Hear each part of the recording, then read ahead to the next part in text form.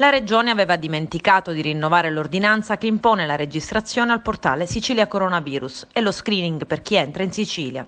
E per un giorno c'è stato il liberi tutti. Chi è entrato durante questo buco tra un provvedimento e l'altro non ha l'obbligo né di registrarsi né di fare la quarantena prevista per 10 giorni per chi non esibisce un tampone molecolare negativo eseguito nelle ultime 48 ore prima della partenza o non vuole sottoporsi a un test antigenico rapido all'arrivo. Attacca Giuseppe Lupo, capogruppo PD all'Ars. La gestione dell'emergenza Covid dice ormai del tutto sfuggita di mano a Musumeci, che invece di prendere atto dei suoi limiti accentra a sé non solo il ruolo di commissario Covid in Sicilia, ma anche quello di assessore ad interim alla salute. Ed è stata prorogata fino al 22 aprile la zona rossa a Ribera. Il paese delle arance aveva subito il provvedimento limitativo già il 23 marzo, ma da quella data il numero dei contagi non è di fatto rallentato. In provincia di Agrigento, già Palma di Montechiaro aveva subito una proroga della propria zona rossa.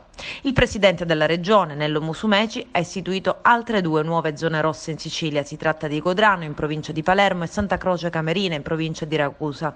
L'ordinanza entrerà in vigore domani 9 aprile e sarà valida fino al 22 aprile compreso. Il provvedimento prevede anche la chiusura delle scuole. È stato chiesto dai sindaci delle città interessate e si è reso necessario a causa di un repentino aumento dei contagi registrati negli ultimi giorni, certificato dalle rispettive ASP.